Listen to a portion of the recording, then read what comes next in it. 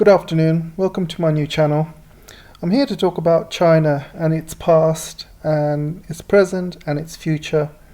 Mainly about China's Century of Humiliation, the period between the First Opium War in 1839 and victory of the CCP in 1949, and how China's view, how it shapes China's view about the world.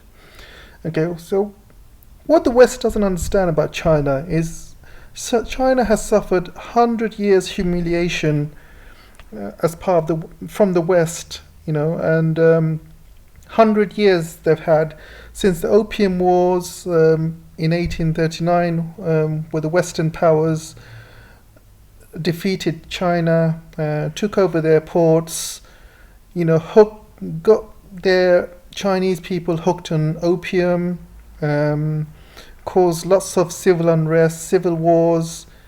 And it wasn't until 1949 when Chairman Mao, and his CCP party took over to get rid of the 100 years of humiliation. And since then, the Communist Party had to suffer a lot of poverty. Millions of Chinese people have died during the 100-year humiliation, and plus from 1950 they did suffer a lot of poverty. A lot of people died due to famine, etc. It wasn't until 1980 when China opened its borders to World Trade Organization, and then China started rising. So now that China are a big economical power, the second largest and due to be the largest by the end of the century, a lot of West forget about the Chinese history, but the Chinese don't forget that history, but the West have forgotten the history. And I think it's important to know your history, and that basically makes you who you are as a human being. Sometimes you are based on how you deal with issues and problems, and what you've dealt with in your past makes you the person you are today. Same with countries, what you deal with your past makes you what you are today. And China has suffered a lot. So suddenly, China has got away from this 100 years humiliation. They've, basically, all the people are suddenly coming out of poverty. The country is looking amazing. People are happy. People are making money, and China believes, suddenly it's got out of this 100-year humiliation. But what's happening now is the West is trying to humiliate China again, and they're making up stories of Xinjiang, forced labor, slaves, genocide. And genocide is a huge word to use, the Second World War, when the Germans were actually killing the Jews, that was real genocide. And Blinken, whose father was, a Jew, and he was actually part of the concentration camps, for Blinken to say that China is causing genocide, he really has got no idea what he's talking about, because genocide is what how the Germans did to Jews, and there is no way Xinjiang and the Uyghur community is doing any genocide. No way, because there's Uyghur campaigners, human rights activists who are saying there's up to 3 million Uyghurs being kept in concentration camps.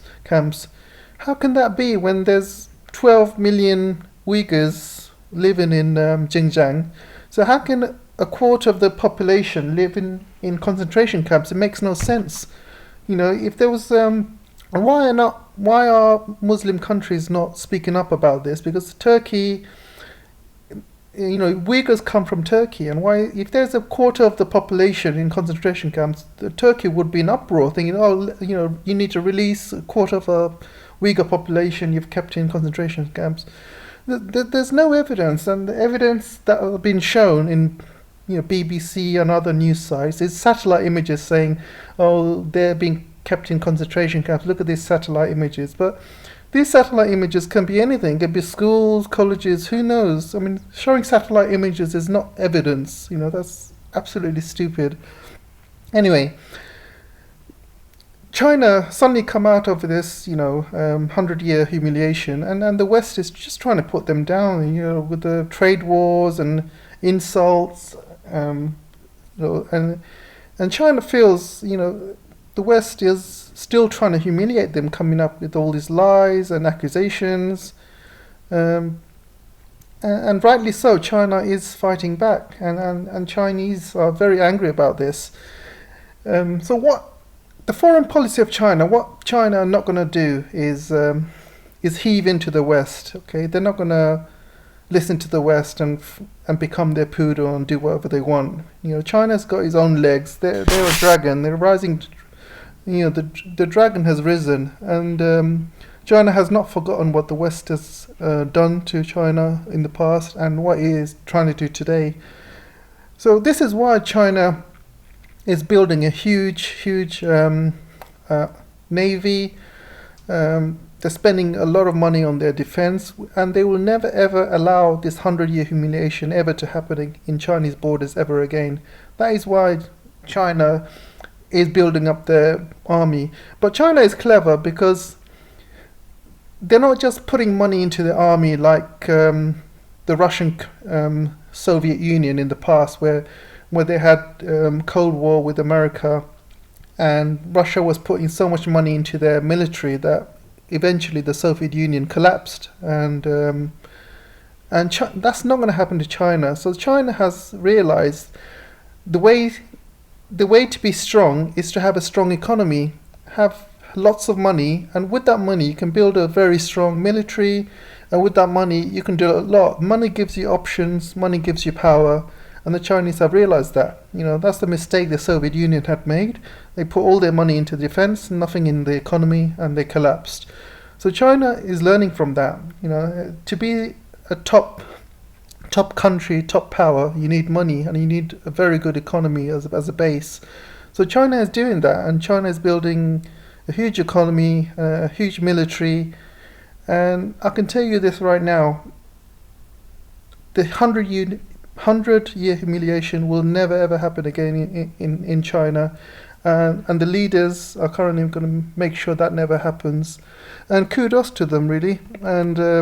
And yeah, that's all I wanted to say, really. And so if you like my content, don't forget to like and share, subscribe, and also join my Patreon if you can. Thank you.